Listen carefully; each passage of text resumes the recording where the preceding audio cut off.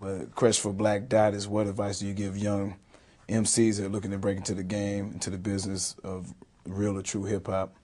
And Griff definitely can answer that also in reference to the business format that he put forth, the workshops that he's going to do in Milwaukee, and he might be doing it throughout the nation. Well, the answer I would first give to a young MC is to first begin to understand the power of his words, because the power of his words will determine just the effect that it will have on the people. The young ones need to know that their words carry energy and vibrations to them, and that negative words will destroy things, even things beyond the ethers that they can physically see. And positive words build things and construct things in a certain nature. So watch your words first. Understand that this is a business. That's why they call it the music business. And if you don't understand the dynamics of the business aspect, then what you get is what you deserve. So understand the inner and outer aspects of the business. Study and research what has already been said and what hasn't been said, because you don't want to come up and reinforce someone else's message. Find your path, find your niche, and when you do that, you will stand alone, because they can say, oh, he sounds like him, or she sounds like this one. All they can say is you are who you are. Yes, sir. And then Brother Griff, just going into the digital age, it's time for brothers and sisters who are trying to get into the industry to stop thinking about getting signed. Right. Well, I think the whole idea of an artist wanting to perfect their craft and want to be in the music industry need to know and understand that once upon a time we sold and bought 8 tracks. Then once upon a time we sold and bought the physical wax. Once upon a time we went to the cassette. We bought and sold the cassette.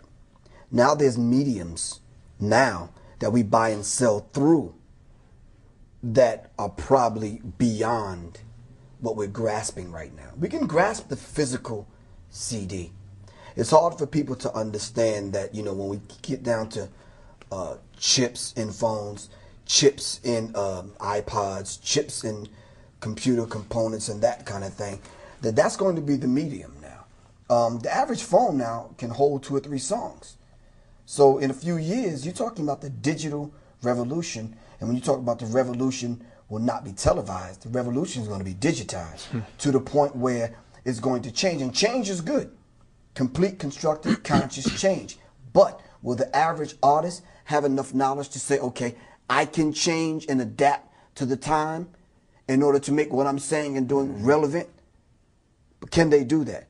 If you're going to do that, then you're basically going to have to, like Black Dot said, know and understand and study what has came before you, the words and the frequency of the words that you're using now, and all those things are going to lead you to your ultimate goal in this digital world that we're going to be living in.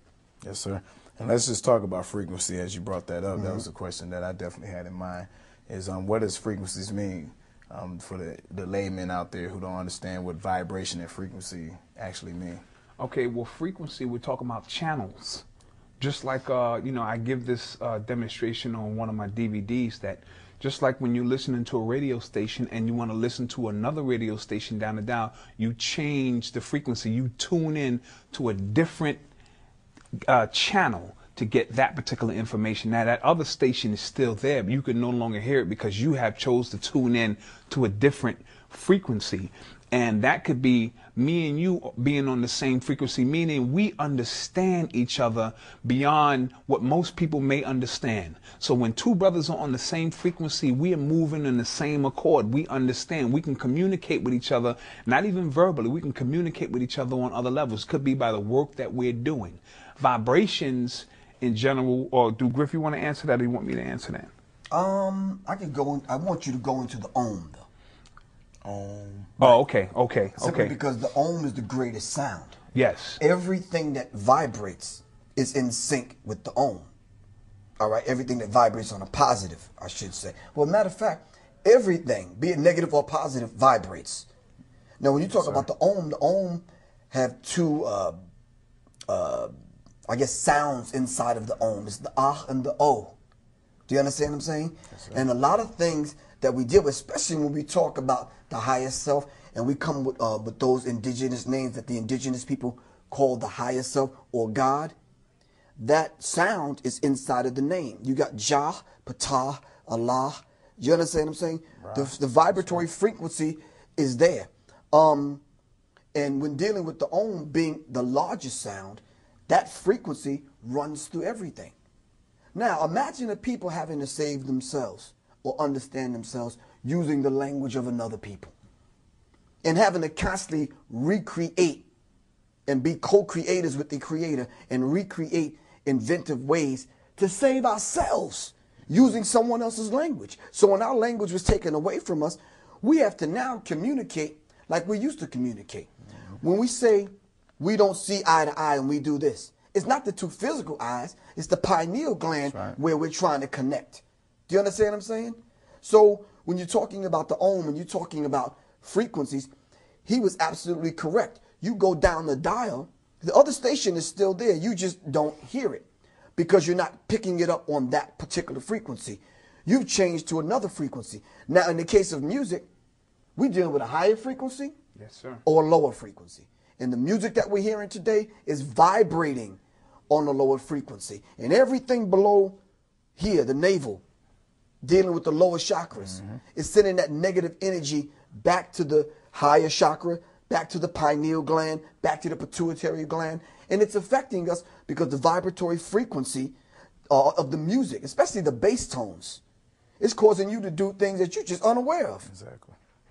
So let me ask this then, and I think this is going in line with the questions that were presented, is back in the day with Public Enemy, Public Enemy is on the vibration frequency that a lot of the music today is not on. It's on a whole nother station. And to be in tune with the people and with your higher self, what MCs or what artists today, if any, that you can think of, either you two brothers can think of, are even on that level? Well, he lived it. He was there up in Boogie Down, up there in Harlem. So, you know, he was in that grid, so to speak. So he could definitely speak on that back in the day.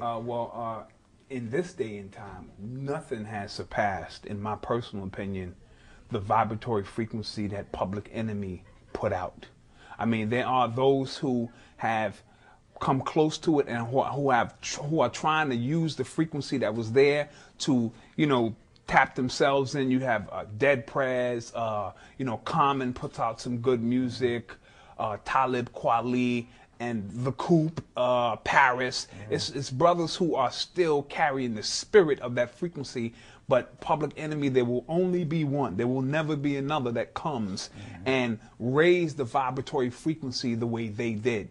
However, there are diabolical ones who understood that.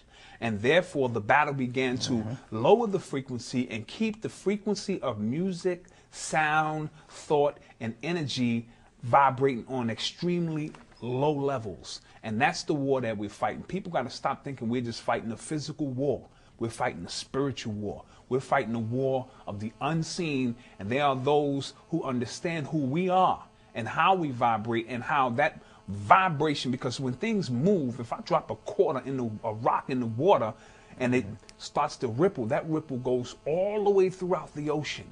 So just like when you hear a group that's vibrating like that, and we are 70% water, so when Public Enemy came and they started ruffling up the energy in the water of the people, it started spreading throughout the people.